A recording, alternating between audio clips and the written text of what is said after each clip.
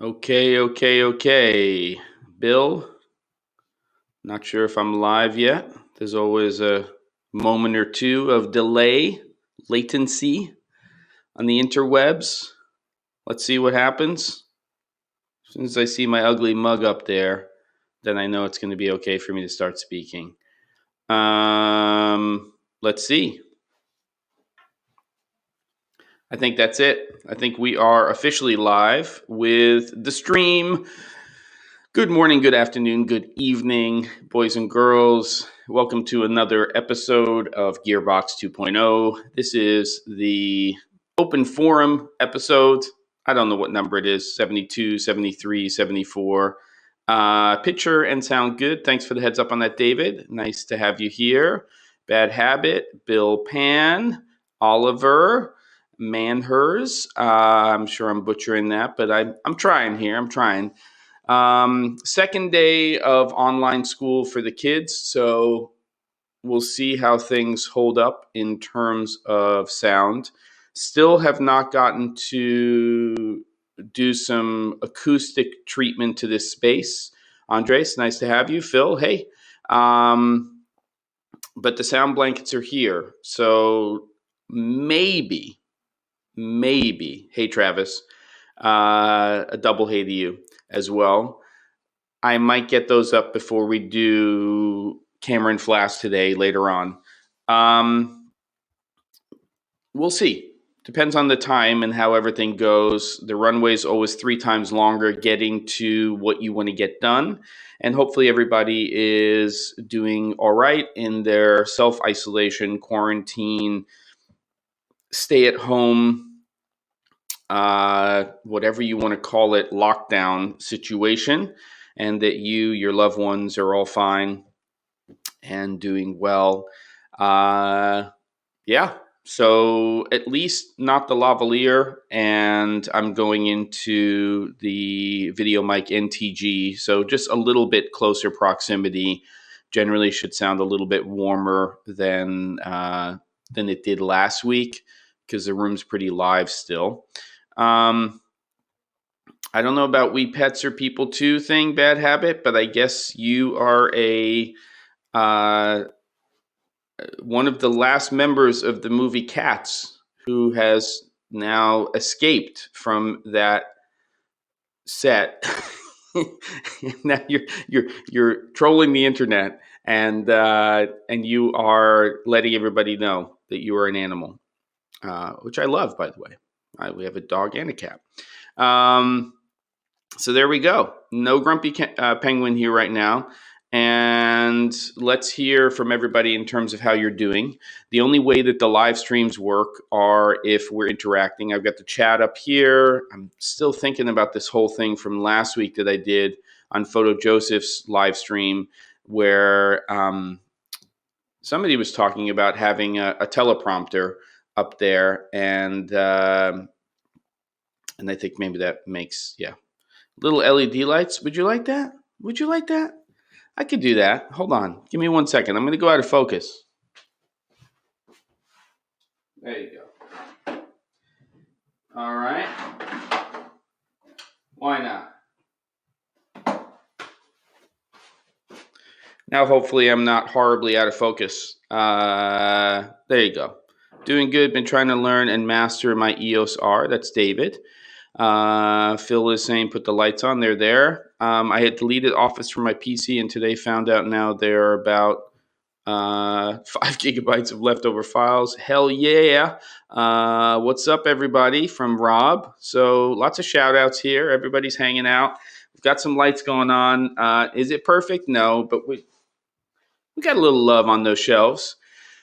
And maybe I'll go to the 35 later on. I'm on a 23 here on the X-T3. But when we do Cameron Flask at 3 o'clock Pacific today, I might swap out the lens so we have a little bit of a tighter frame, blah, blah, blah.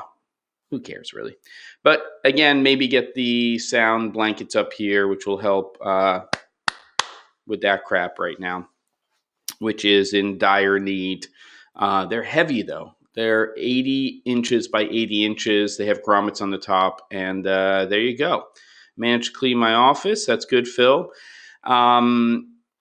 a lot of things going on in the world besides COVID-19. One of them is that we're all trying to figure out in our various parts of the world, our countries, our states, what we're going to do in terms of the economics of things.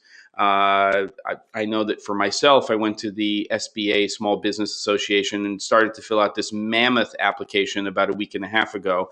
Kept going back to it, spent hours on it, and in the end, they totally changed the whole system. Now, there's a fast track one that somebody let me know about, which I've done now. Echo shouldn't be too bad right now because I have this mic playing. But if I'm on a lav, then it's a problem. So this should get us by if I don't get those blankets up today, especially if I'm close proximity. Also, let me know if the levels are okay, if they need to be a little bit higher, a little bit lower, and I can make some tweaks to that.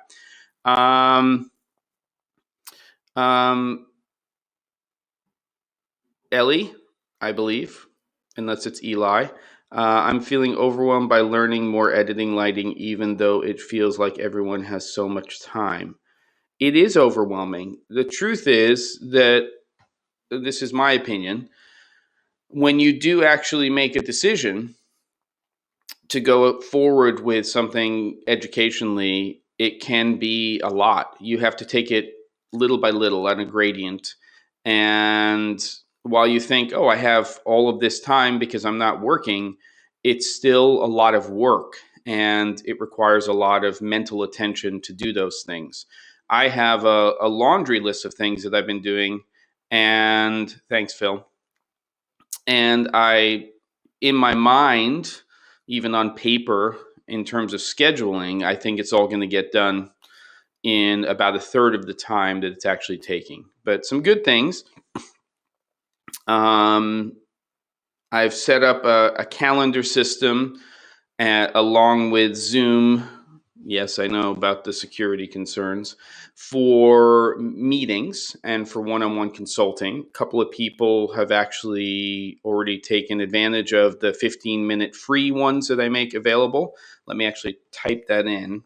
Tell me, somebody check this link and make sure it's going to my calendar, and then I'll show you what it is in a second. Let me check that out. And basically what I'm doing is I'm making myself available for 15 minutes if you want to talk about working through a particular camera system, you're trying to figure things out in terms of where you're going with stuff. It's a good time to do it. And I had a couple of nice conversations. One will be a follow-up one next week with somebody. And if you want to check out that calendar, I do have slots, I believe, on Mondays and Fridays. So if you want to go in there and check those out and you want to do a Zoom call, all the instructions and everything are on there. It doesn't cost anything, blah, blah, blah, blah, blah, for the 15-minute thing. And so I've set that up.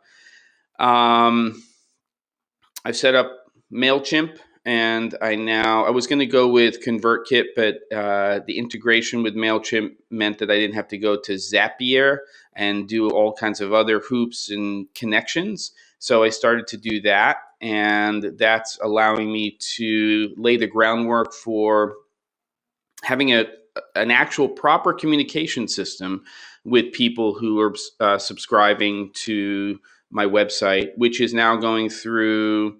Bill, do you mean the link is fine? Basically setting up the website so that it's structured in a more logical way in terms of what I'm doing and what I'm going to be doing in the future. I'm also building a course and educational platform for content. So it's kind of a big deal. I'm doing it live on Squarespace. So right now it's just a cluster at the c47.com. But if you go to the c47.com, don't expect that the content that you go into is going to make sense. But if you hit the homepage of the website, you'll kind of see what the categories are that I'm creating for that. Yeah, so there you go. Let's see. I've learned I can use CSA and NASA pictures and footage without express permission and at no charge. Zoom has security issues. Yeah, just Google it. You'll see what's going on. Hopefully they'll sort it out. But I'm not doing anything on Zoom that I care that people see anyway. So there you go. You have to limit the news intake. It's just pretty much all bad right now. And as long as you are doing your part in terms of social distancing and everything else, then I would say give yourself a few minutes to check in at the beginning and end of the day just to make sure there isn't something major you need to know about that's going to change your habits or what you're doing. Thank you, Rob. And there you have it. Yeah, Bill, do it. I've got a couple of slots open and we can have a conversation and just talk some stuff out. Sometimes it's no more than just that. I mean, it's great if you give me information you want to talk about a very specific topic, because we can hone in on that and have a good 15 minutes of, okay, let's figure out some solutions there. But if you just need to talk stuff out, as long as it's not politics, religion, financial advice, or scientific advice, those are the 4 out of advice areas that I'm not going to get into with people, then I'm fair game for any conversation related to the business and production and just sort of structuring things, all that kind of stuff. Yes, John Krasinski's Good News YouTube video is good stuff. We need more of that right now. And for all of its downsides, I'm enjoying having meals with my family every single day. I'm enjoying connecting with people that I haven't connected with in a long time.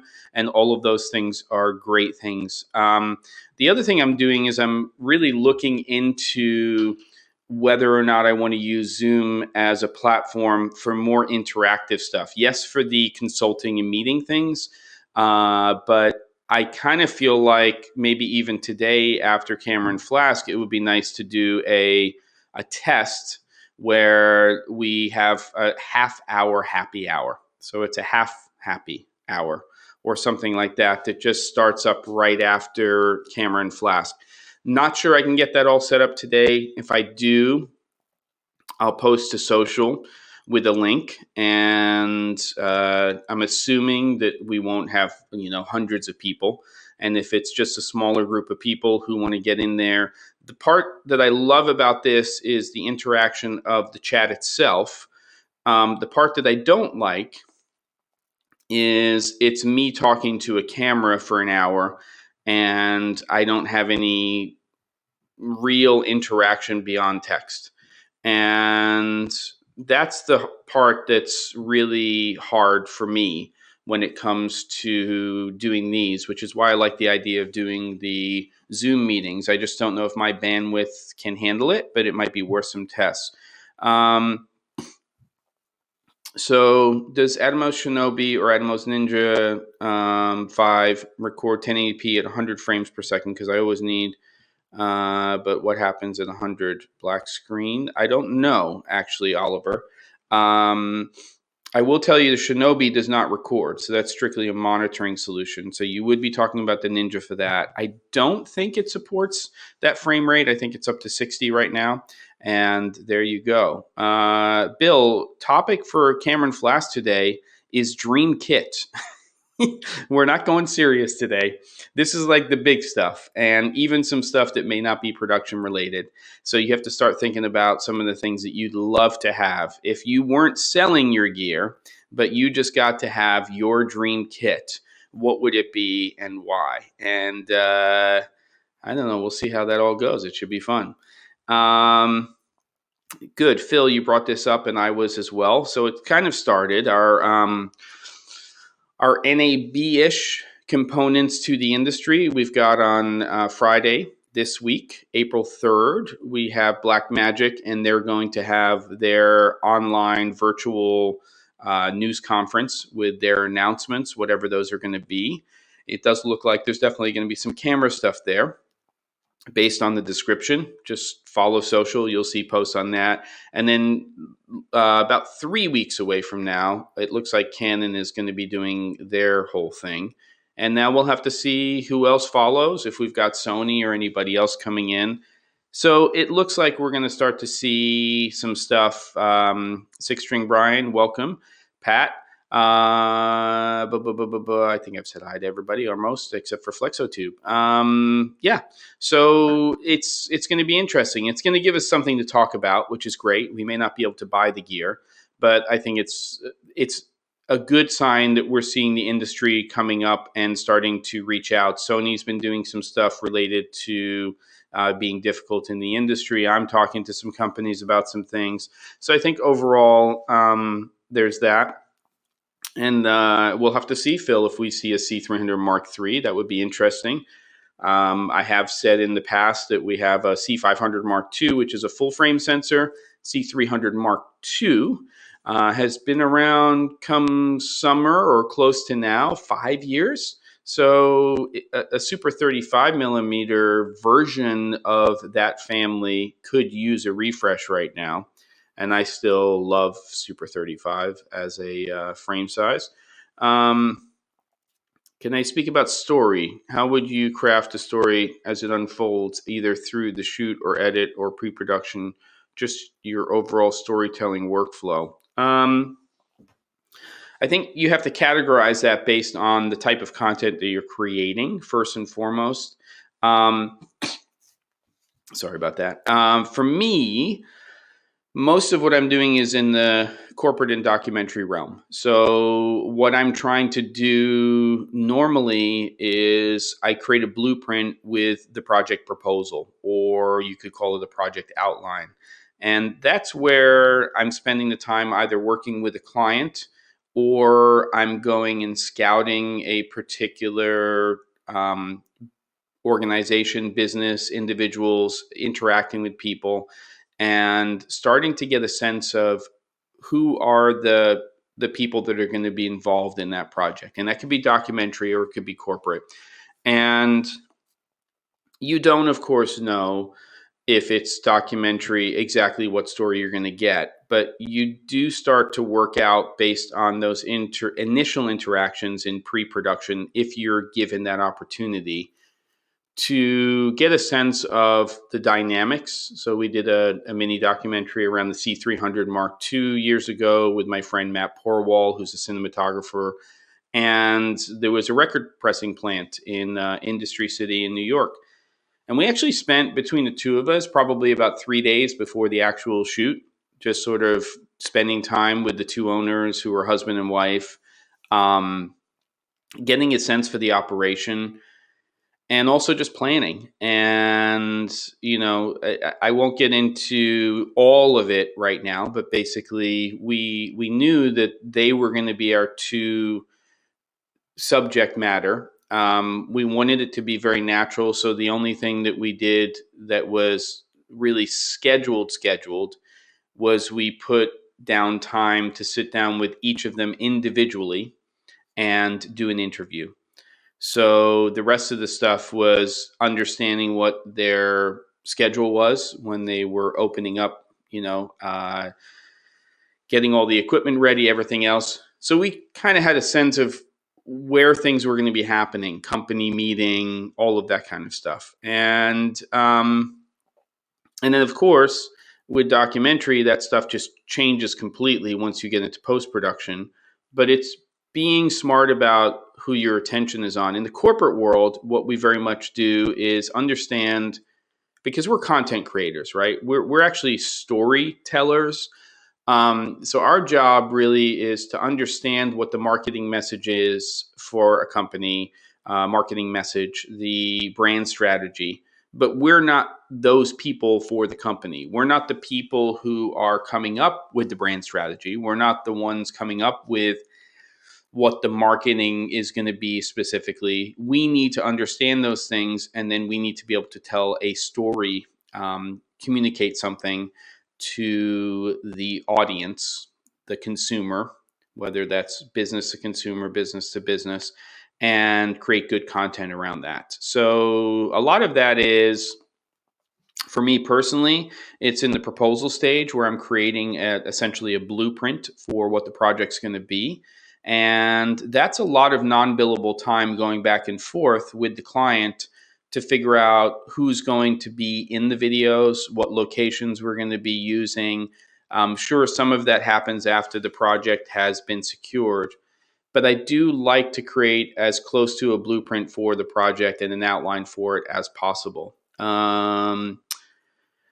Bill says, I believe a great topic would be about the vision of a project. We discussed that a little last week, how you create it, organize, and pre-prod to meet it, and how you execute it. Yes, and if you look back, I think I have at least one, maybe two live streams on the channel where I talk about planning for projects and project proposals and things like that. So there is some content on the channel for that. I do a lot of that in workshops and things like that. It's also something I can help provide to people one-on-one. So the reason I created the Calendly platform with Zoom was if people need consulting when it comes to planning for projects and budgeting and things like that. I think those are things that I can help you with if you're not comfortable with or don't really have an idea. It doesn't mean you're getting the job. It's just structure. It's how you approach it so that when you get a job, you have a great blueprint. So that's definitely something we can talk more about. And the education course or learning platform, whatever you want to call it, is definitely a place where some of that content can get created. And that's part of what I'm doing here with all of this mess, is now finally laying down some of that foundation for a platform for that to occur. And that's really important for me. So it's, yes, continuing to create content in the barn and building out that space when I can actually do that. And I have the resources to do it, primarily financially. It's building out this space to be able to create other types of content and to be able to do one-on-one consulting and that kind of stuff. And, honestly, except for, those down moments that happen to all of us during this whole thing, one of the things I've been trying to do is keep my morale really high by being very productive. I think it's incredibly important for you mentally to be doing stuff. And it doesn't mean you shouldn't be binge watching, Ozark or whatever show you want to, get through. But it does mean that having a schedule where you have some, and for me, I find this really important because many of us have a different life every single day in terms of the type of work that we do. That's very common. But because we're now at home, we kind of need to put some structure in. And that's very hard for somebody like me. I'm very organized when it comes to a particular project or production, but I'm not necessarily, nor do I like to be organized on a day-to-day basis when those things aren't happening. In the sense of, I have to do this at this time to this time. I have to do this from this time to this time. And one of the things that is really helping me is being in this space and, just spending time getting through this list of things that I need to get done and getting through that stuff. Tiger King. Yeah, David. Bill's asking, who's the storyteller? I mean, should the producer be a storyteller, the director, or the one-man band? Like most of us, I'm not particularly good at creating stories. This is why I'm asking. Well, Bill, it's a good question. Again, it goes back to what type of production or type of content you're creating. It's very easy in some respects when it comes to the narrative side of things, when you have scripted content. If it's narrative and it's a feature film or a short film, it's really the director's vision. They are ultimately the main storyteller there. Sure, the writer, if it was not the director, the person who wrote the script, is the author. The seed, more than the seed, is the one that's really the initial storyteller. But then it's the director's job to dream that script and then put together, along with producers who are helping them do that, a team of people who can collaborate to tell that story. But in that situation, it's really the director. That's who the main storyteller is at that point in time. That's really true when it comes to commercial work as well. But with commercial work, you are bringing a director to help realize the vision, which has really almost always been created by an ad agency, right? So you have a company that has products or services. they hire an ad agency who creates the campaign, and then they hire the right people to execute that, to bring their additional vision in there. So there may be the vision, just like a script, but there's also the director coming in to sort of put their part of that in there. Television's very different generally, at least here in the States. In television, you very much have writer producers who are the main storytellers, and then they will bring in, especially if it's a big series, maybe a director to help shape that vision. And then you have rotating directors that generally come in, and they have their own input, their own say to an extent, but it's really the writer producers who are the main storytellers for narrative when it comes to television. When we get into the other side of things, which is, let's say, corporate and documentary, the producer is generally also the director, and that person is usually the person who's the main storyteller.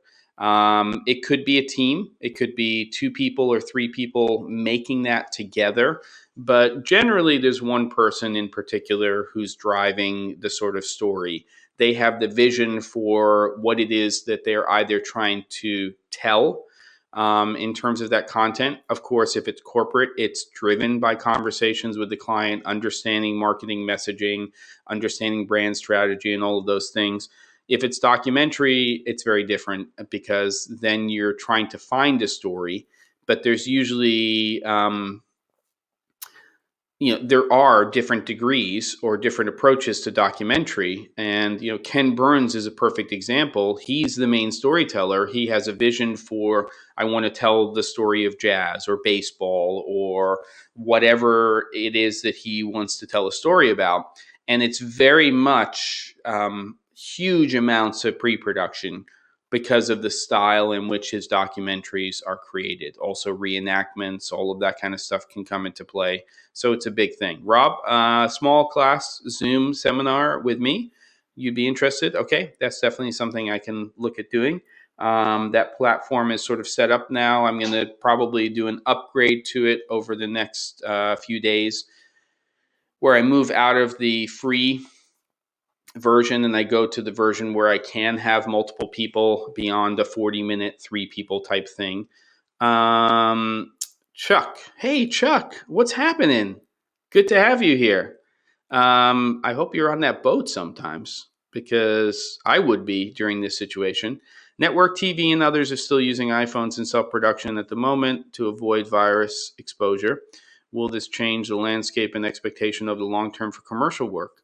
It's a good question. I'm accepting your comment, by the way, Rob. I think I'm allowed to do that. I think it will. I mean, none of us actually have a crystal ball right now, and if you think you know how this is all going to play out, and you're telling people you think you know how it's going to play out, I think you're lying to yourself and you're lying to everybody else. We have no idea how this is going to play out. What I think most of us do know is this is going to change everything. And I'm hoping there's some huge positives that come out of this as well. For me, I think there might be. It's not quite a reset, but it is definitely giving a lot of people opportunity.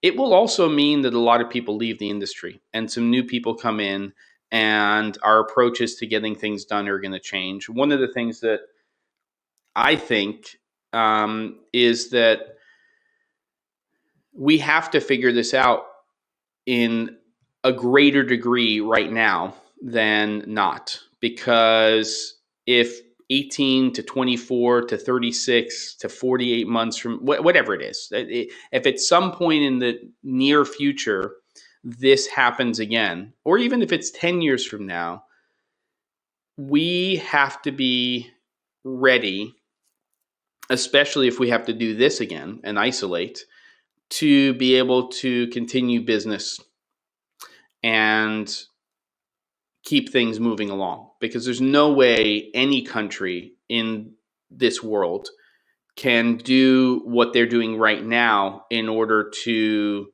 get each one of their countries out of this mess. Okay, there's going to be measures that are taken that are unprecedented to do that at the moment, and these stimulus packages and deferring mortgage payments and all that kind of stuff. But a country cannot run that way, right? It's just not. It's not possible. So I think that a lot of things will change. And what about the one-man band? Getting back to story, Bill,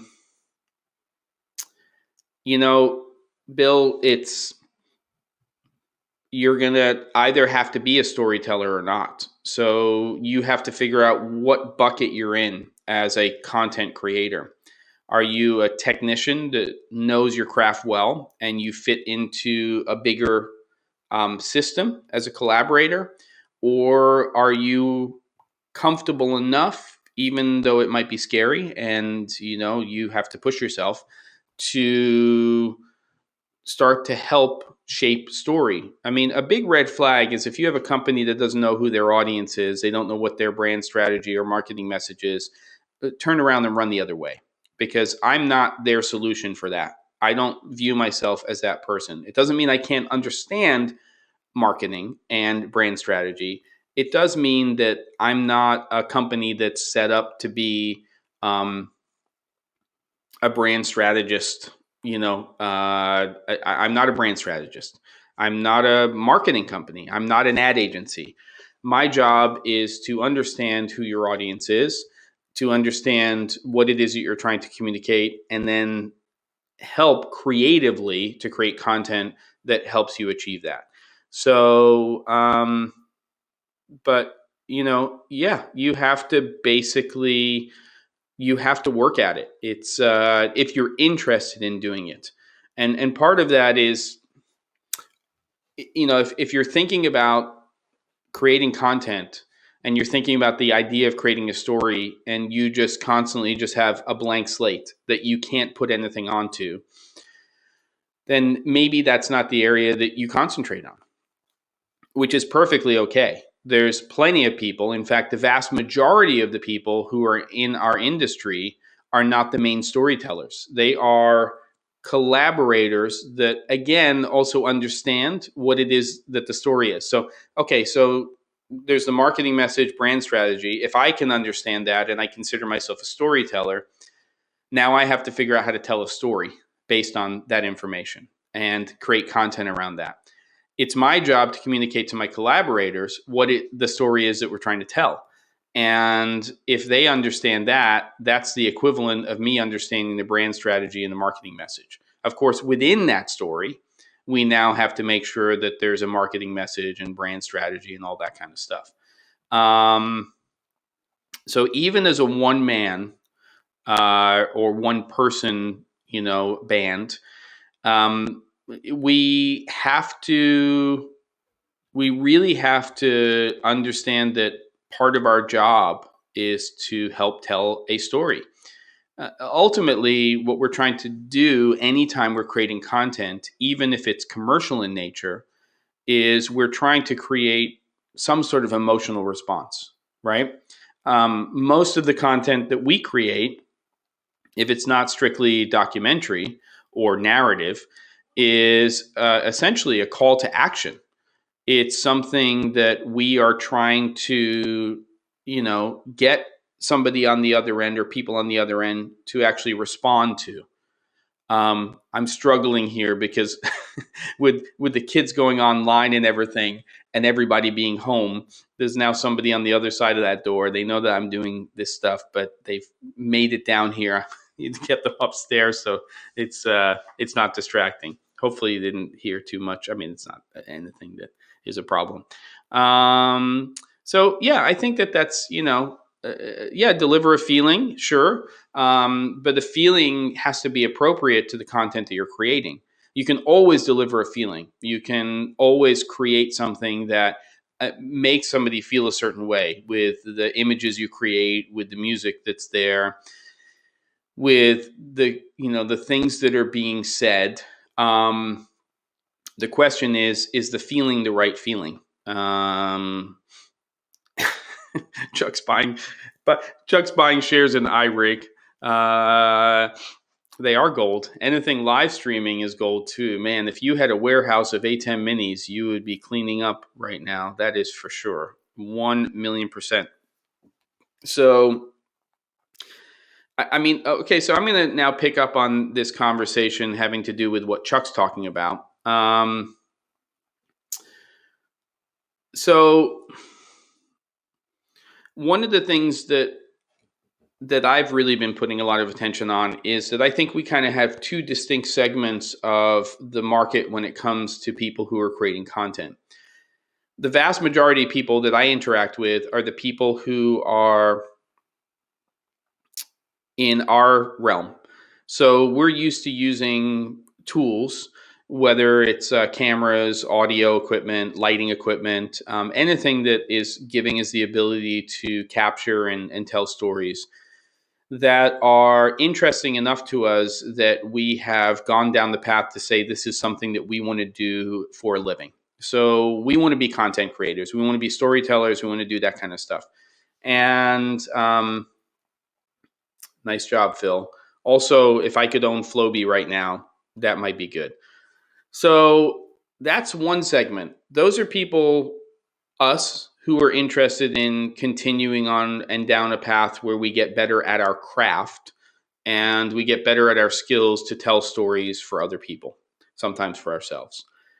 There's a second group of people out there which I have identified as if I'm like some magician or something. It's not, I've identified it. There's a second group of people who have absolutely zero interest in becoming filmmakers. They don't really want to learn video production, but they need to learn video communication skills very well at this point in time, not just because of this pandemic, but because they need to be able to communicate. Sure, there's been a huge explosion over the last few years with companies and organizations building in-house teams of very few people to create the content that they need to crank out. But there's still so many companies out there that just need to create content. They need to start to create content. They need to communicate effectively with video, whether that's on Zoom or that's GoToMeeting or that's Blue Jeans or that's going to a company, conference meeting retreat when they actually happen and creating testimonial videos. And that could be people from within the company or could be clients, B2B, B2C.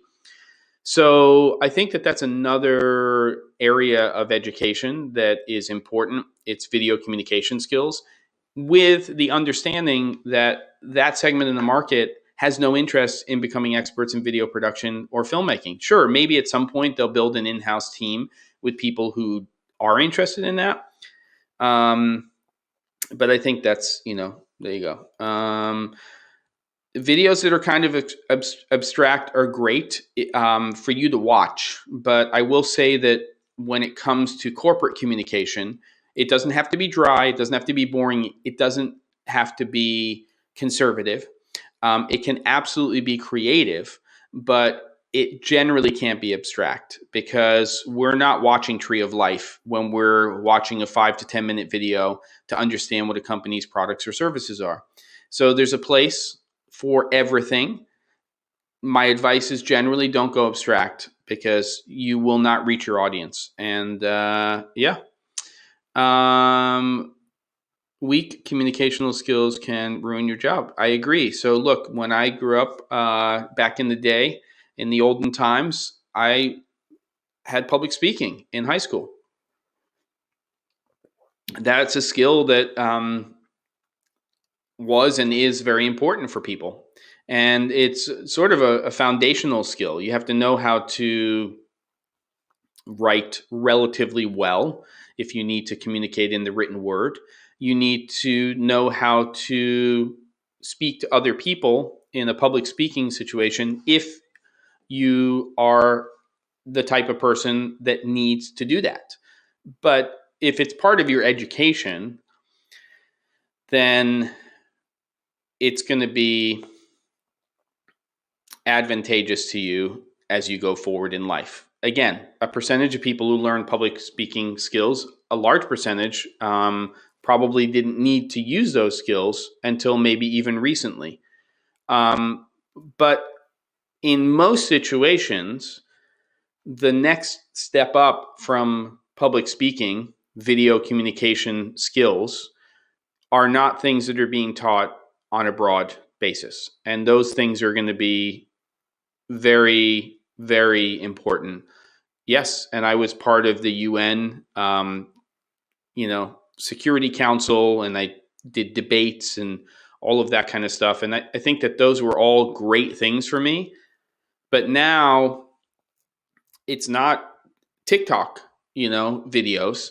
It's basic video communication skills. Some of those reach into the basics of what we understand of in terms of camera height, where light should be coming from, things that are basics related to audio.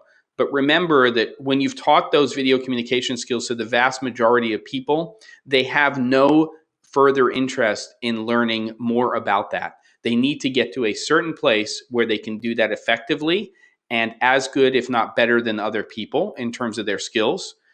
Important, vital, critical to job applications and auditions and just communicating to other people within the company or to clients, especially now as we go forward. Those basic video communication skills are not just technical. They are, but they're also just sort of how things are put together. So there you go.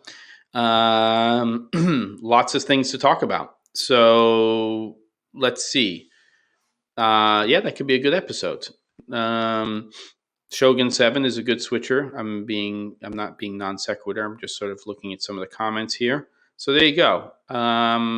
Amazing how the connection I'm going to curse myself, has been holding up today with Lightstream, which I think I'm keeping. Again, we're going to little bumps in the road here, but I do like the platform. If you want to ask me a question or make a comment to me, do an @the_C47. So now with the COVID-19 situation, I'm really interested in virtual pre-production, production, like what Matt Workman is doing and working on. What do you think about it, Jem? Is it widely used in Hollywood now? Previs is, for sure, and that's not my wheelhouse. I have Cine Tracer. I think what Matt is doing is fantastic. He's on a journey. He's an incredibly bright person, and I think that if you're interested in lighting and camera and cinematography, the $80 for Cine Tracer is money well spent. It puts you into his evolving world, and those tools are now getting into a whole nother realm with virtual, production and cameras. How that translates to most of us when we're doing work for corporate clients and in that space, I'm not sure yet. I think it's early days. But it's really exciting that somebody like Matt is taking this whole area on and building this. And I think it's going to be really interesting to see, even 2 years from now, how we might use some of those tools, his tools, and other things that are being developed to create certain types of content for reaching customers and for communicating to people. So I think there's going to be some really interesting things. I mean, at a certain point in time, you're going to be able to gather people who are in remote locations in situations like this and put them into a virtual space and then create, events. And it's going to be really interesting. So I think 5G is definitely going to have something to do with that, and we'll see where it all goes. Video professionals now need to add brand building as an essential skill. I agree to the extent that we have to understand what the brand stands for, and then we have to help build that brand. But I still hold to the fact that it's always been a red flag when I've been dealing with any company organization where they can't give me that clear vision. They don't either have the internal people or the external people to do that. I know people who are brand strategists, and if you know people and you can bring them on as part of your team to offer that service, that's fine, but it's not where my value comes in to them. It is to understand, that and then communicate. Yes.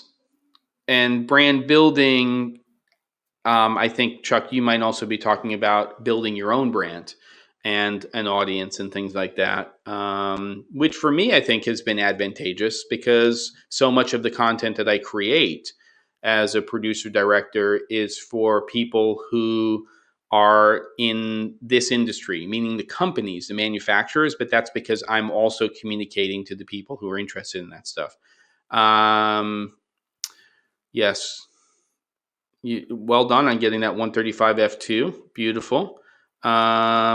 Someone knocked on the door, Jem. They probably did. Let's see. Have you, by any chance, had the chance to try out the Zeiss 12mm f2.8? And can it be a great lens choice for the Fuji X-T4? I have used the 12mm f2.8, and it is not a good lens for the X-T3 or X-T4. It's a great little still lens, and I think that that's where it should stay. Are we thinking to it? I'm thinking to it, right? Hold on. There's maybe I'm thinking bodice. Wait, hold on. I'm having a brain fart. No, to it, no, because AF system is not great. I think you'd be better off, especially when you go wide angle. Take a look at the LAOWA 9mm. It's not AF, but I think it's a fantastic little lens in terms of it's a zero distortion. I think it's a better choice. Absolutely love Zeiss, and I think that the Loxia lenses are fantastic, full frame, small lenses. Also not autofocus, but it's not the lens for you for that camera. So thanks, Lee. Not Matt's tool, but Previs. I don't know what's that's in response to. Maybe it's just my answer was incomplete or something. I don't know. Let's see. I think you're saying the same thing as me, Lee. I mean, Matt's tools are not being used right now in Hollywood. I mean, he's getting involved in the workflows for that as a DP and some of the things that are happening with some of the other tools. What he's really trying to do is he's trying to build a system, for us to be able to do those things and also to learn, because Cine Tracer is a fantastic learning platform. Rokinon 12mm, haven't used it. A lot of people are using Rokinon lenses. They make really nice stuff. If that's the focal length you're really married to for a Super 35 APS-C camera, then you should check that out. I do have experience with the LAOWA lenses, and I really, really like the 9mm a lot. Waiting to get in the 65mm macro lens, which I'm also very, very interested in. And I like what they're doing as a company. I think they're hitting the quality price point place that they need to be in. They're definitely serious about making lenses, and it's nice that they're kind of doing a Fuji in the sense, and I'm not talking about lenses, but they're kind of saying, everybody else is making these lenses, and there's lots of them in those focal lengths and those solutions. We're going to do something a little bit different. We're going to offer some things for the market that are going to be a little bit different in terms of our products. So that's always a good thing. How many of you are going to be checking out the Black Magic event on Friday? I need to put that on my calendar. I will definitely be tuning in to see what's going on. And we probably have about another 10 minutes here. So what other questions do we have? We'll have Cameron Flask, which is going to be the Dream Kit episode today at 3 p.m.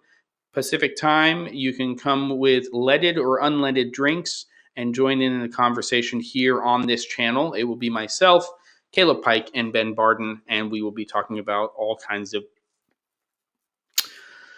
lovely equipment that we wish we owned and other stuff that maybe would fit into or not into the dream of where things are going or where we'd like them to go. what else we got? We got some last questions here. We'll end this off when it starts to slow down, but if we've got a few more questions, if you scroll up to the beginning of the chat, if you came in a little bit later on, you can kind of track with what the conversation was and some of the things we were talking about. Pat will see us at 3 o'clock. Fantastic. And looking forward to that, and looking forward to connecting up with Caleb and Ben again. You can absolutely submit your own dream kit lists, and that would be great, Rob. Let me think about the best way to do that. I mean, I am going through this whole website redesign, which is kind of ridiculous. You know what? I'll just do this. Dream list at the c47.com. Send me an email to that email address, and there you go.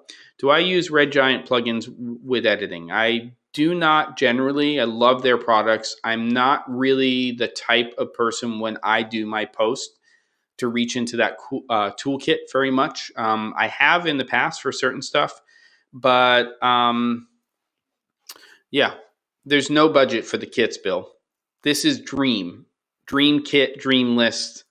This is the stuff that dreams are made of. Better if you send it to me as in the body of the email or as a PDF, I guess. Yeah. I don't know what Phil's talking about, figuring out how to design a new sensor, what that relates to. But yeah, I mean, one of the things to be thinking about, disappointed about here, he won't showcase their 4K Super 35 year. Got it. Okay, now I'm tracking. Yes, they're developing that. Did they officially say they're not going to release that now because of what's going on? Because that is supposed to be coming in 2020. So if that's news to me, let me know.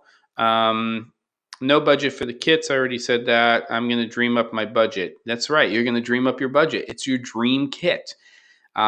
This is whatever, right? Don't make it 3 pages long, because, you know, we want to just sort of have the core of what it is that you're looking for, but what would be in that kit. And I think it's going to be different for every single person. It's a beautiful thing. What else we got? How does ARRI need to? Well, so it's a good question, Rob. I mean, you know, the ARRI, we'll call it the Alexa sensor, is 11 years old. It is the same sensor that's in every ARRI camera. And let's see. Let's see if it's on here. Z Cam is my buddy. There he is. That's funny that he's on the homepage there.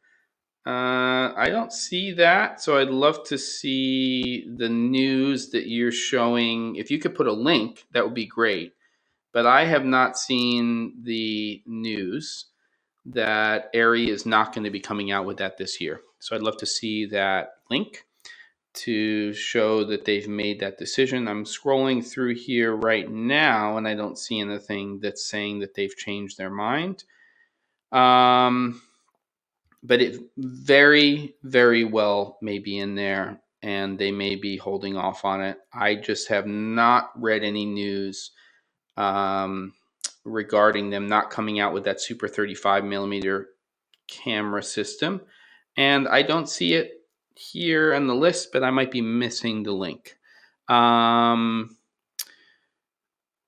Right. So yeah. So the LF is 2 sensors, vertical, stacked on top of each other, and the 65 is 3 sensors horizontally next to each other, and that's what they're doing. But they have officially announced that they're going to be coming out with a Super 35 millimeter sensor, which my guess is it's going to be a 4K sensor. There's a lot of challenges for ARRI when it comes to their next sensor. Because unlike everybody else who just sort of says, hey, guess what? We're going to come out with a new camera and we've developed a new sensor, or we're sourcing a new sensor for that camera. What ARRI does is they create consistency. So whether you are a corporate documentary or narrative shooter or director of photography, cinematographer, there's um, an understanding that unless you're going way back 10, 11 years ago, that the color science, the latitude, the dynamic range, everything you're getting out of that camera is going to be predictable, right? So you're going to be getting something out of that whether you're shooting with an Amira or you're shooting with an LF or you're shooting with an Alexa Mini or your SXT, they're all going to essentially give you the same image. Of course, you can change some settings and you can change the glass that you're using and everything else. There may be some advantages to using the newer one in terms of how they've tuned the camera in terms of sensitivity, and of course your field of view, because now it's a large format, full frame, as opposed to Super 35. But they have to nail that new sensor that they create to continue that consistency. And so all of the stuff that you expect out of what's going to happen when you shoot with that. And then, of course, you're supposed to get some benefits, as in it's natively 4K and whatever else they wind up doing. Maybe it's more sensitive, but the look, the latitude, all of that stuff has to be right. They can't mess that up. So that's a problem. How can they use the same sensor for so many years and still have this quality? I think they have invented time traveling and brought one from the future.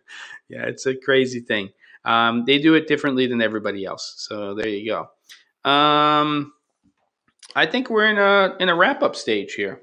Love to see that link to the ARRI thing because that would be good news for me to have. 3rd of April for our Blackmagic Design event. That's this Friday. April 20th for the Canon event, and then I'm sure we'll be seeing some other things. What can we look forward to and expect in the upcoming Fuji X-H2? No idea. I don't know. We'll have to see. With the X-T4 coming out and probably being delayed a little bit because of everything that's going on, we'll see.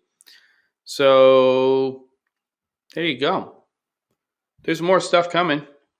It was a good conversation. I'm glad we got into the other things related to storytelling, and that was nice. Some comments about, where is that? So yeah, W saying the launch of the S35 4K camera will not take place in 2020 as originally announced. I'd love to see that. I do not doubt it. I just haven't read that yet. So I would like to see that, and that would be awesome. Let's see. ARRI News. That's where we have the interwebs. Is it here? ARRI News. This one says they confirmed plans to do it, but that was from last year.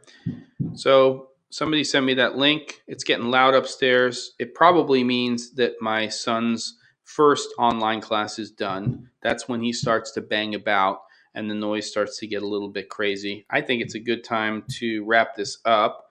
I'm looking on their homepage here and don't see anything related to that. But again, send me a link. If you can just put that in there. I've got to go. This is getting ridiculously loud right now. I'm going to push the logo. It's been a pleasure. Thank you, everybody, for being part of the live stream. Again, at 3 p.m. Pacific time today, Cameron Flask on this channel, myself, Ben Barden, and Caleb Pike. It's the Dream Kit one. I put a link in the chat. Dream list at thec47.com. And it is time to get some stuff done. Absolutely. Maybe get those sound blankets up. And everybody, it's been a pleasure. Let me push that logo. Let's get down to business. Hopefully it'll push this week. It didn't last week. And here we go.